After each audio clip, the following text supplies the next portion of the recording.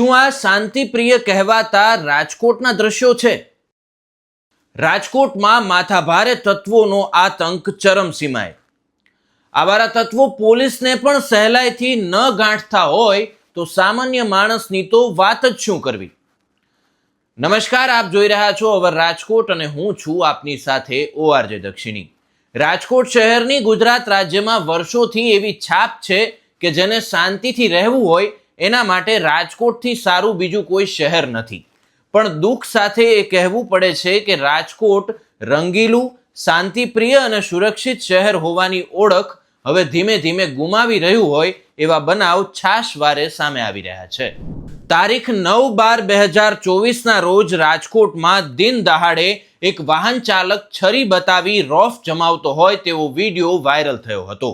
શહેરના વિરાણી ચોક ખાતે કાર ચાલક અને ટુ વ્હીલર ચાલક વચ્ચે સામાન્ય બાબતે બોલાચાલી થઈ હતી, જેને લઈ દિન દહાડે ટુ વ્હીલર ચાલક છરી બતાવી દાદાગીરી કરતો હોય તેવો વિડીયો સોશિયલ મીડિયામાં વાયરલ થયો હતો.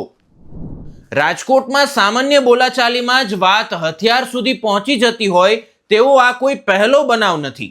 અગાઉ પણ આ પ્રકારે જાહેરમાં ગુંડાગર્દીના બનાવો સામે આવી ચૂક્યા છે. શહેરમાં બેફામ બનેલા લુખ્ખાઓમાં કાયદાનો ભય ઓસરી રહ્યો હોય તેની આ સાબિતી છે.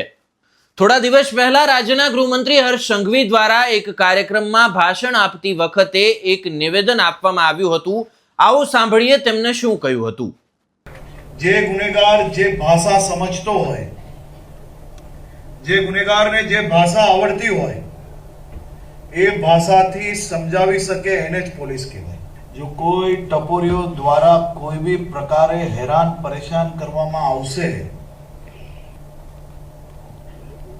એના વરઘોડા તો જરૂરથી નીકળશે.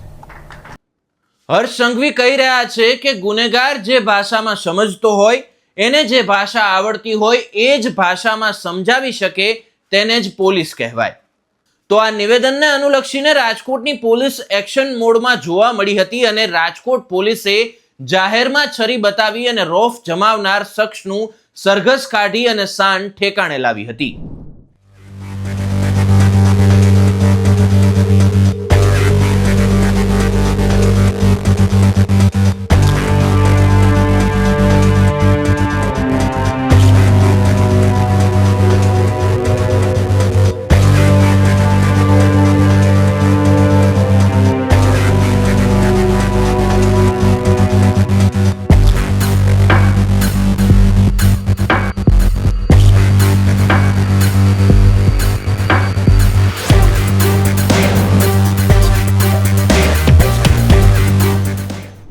પરંતુ જ્યારે આ શખ્સને ત્યાં માફી માંગવા માટે લઈ આવવામાં આવ્યો હતો ત્યારે તેને પોલીસને કહ્યું કે મારું એન્કાઉન્ટર કરવું હોય તો કરી નાખો, પણ હું માફી તો નહીં જ માંગુ.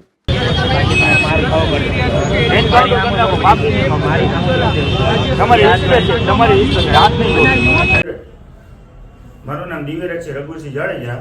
મેં વિરાણી ચોકમાં કાર એક્સિડન્ટ બાબતમાં લપ કરેલી હતી. મેં છરી કાઢેલી હતી.